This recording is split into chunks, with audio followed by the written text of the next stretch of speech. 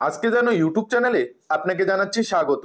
এই মুহূর্তে খুবই একটি গুরুত্বপূর্ণ খবর সরাসরি অন স্ক্রিন। নাগরিকত্ব প্রমাণে বৈধ নয় আধার, প্যান, রেশন কার্ড। তাহলে কি বৈধ? পহেলগাঁও আবহে নয়া নির্দেশ কেন্দ্রের। কি নির্দেশ কেন্দ্রের? সমস্ত আপডেট আজকে এই ভিডিও থেকে। এবার নাগরিকত্ব প্রমাণে বৈধ হিসাবে কোন ডকুমেন্টারিকে ধরা হবে, বিস্তারিত আপডেট জানতে পারবেন। ইতিমধ্যেই কেন্দ্রের সরকারের তরফে কি জানানো হয়েছে জানতে পারবেন আজকে এই ভিডিও থেকেই। যারা যারা আজকে যেন ইউটিউব চ্যানেলে নতুন এসেছেন, চ্যানেলটিকে সাবস্ক্রাইব করবেন। দেখুন বন্ধুরা, পহেলগাঁও আবহে দিল্লি পুলিশকে এমনই নির্দেশ দিল কেন্দ্র।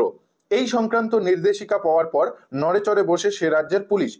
তারা স্পষ্ট জানিয়েছে, বেআইনিভাবে ব্যবসাকারী সন্দেহজনক বিদেশি নাগরিকদের নাগরিকত্ব প্রমাণের জন্য রাজধানীতে আর বৈধ নয় আধার, প্যান এবং রেশন কার্ড। তো বুঝতে পারছেন, রাজধানীতে আর কিন্তু আধার, প্যান, রেশন কার্ড বৈধ নয় নাগরিকত্ব হিসাবে। পরিবর্তে এখন থেকে কেবল ভোটার আইডি কার্ড এবং পাসপোর্টকেই গণ্য করা হবে নাগরিকত্ব ধরার জন্য। বুঝতেই পারছেন, ইতিমধ্যে কেন্দ্রের তরফে নতুন নির্দেশিকা বলে জানানো হয়েছে। এক উচ্চ পদস্থ আধিকারিক বলেছেন, কেন্দ্রীয় সরকারের নির্দেশের পরেই এই সিদ্ধান্ত নেওয়া হয়েছে।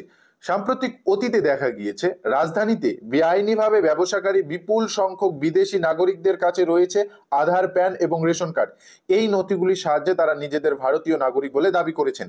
এদের বেশিরভাগই রোহিঙ্গা, বাংলাদেশি এবং পাকিস্তানি। ফলে তাদের চিহ্নিতকরণের সমস্যার সম্মুখীন হতে হচ্ছে বলে ইতিমধ্যেই খবর। তবে ইতিমধ্যে জানানো হয়েছে, দেখতে পাচ্ছেন, মোদী সরকারের এই নয়া নির্দেশের পর দিল্লি পুলিশ সব জেলার ডিসিপিদের তাদের এলাকার সন্দেহজনক ব্যক্তিদের উপর নজরদারি বাড়ানোর নির্দেশ দিয়েছে। হিসেব বলছে, দিল্লিতে এখনো পর্যন্ত বেআইনিভাবে ব্যবসাকারী প্রায় ৩,৫০০ জন পাকিস্তানি নাগরিককে চিহ্নিত করা হয়েছে। তাদের মধ্যে অনেকেই আটারি সীমান্ত দিয়ে পাকিস্তানে ফিরে গিয়েছে বলে দিল্লি পুলিশ সূত্রে জানা গিয়েছে। উল্লেখ্য, পহেলগাঁও কাণ্ডের পর সব পাকিস্তানি নাগরিককে দেশ ছেড়ে চলে যাওয়ার নির্দেশ দিয়েছে ভারত। বাতিল করা হয়েছে ভিসা। শুধু তাই নয়, পাকিস্তানকে প্রত্যাঘাত করতে একাধিক কূটনৈতিক পদক্ষেপ করছে মোদী সরকার বলে ইতিমধ্যেই খবর।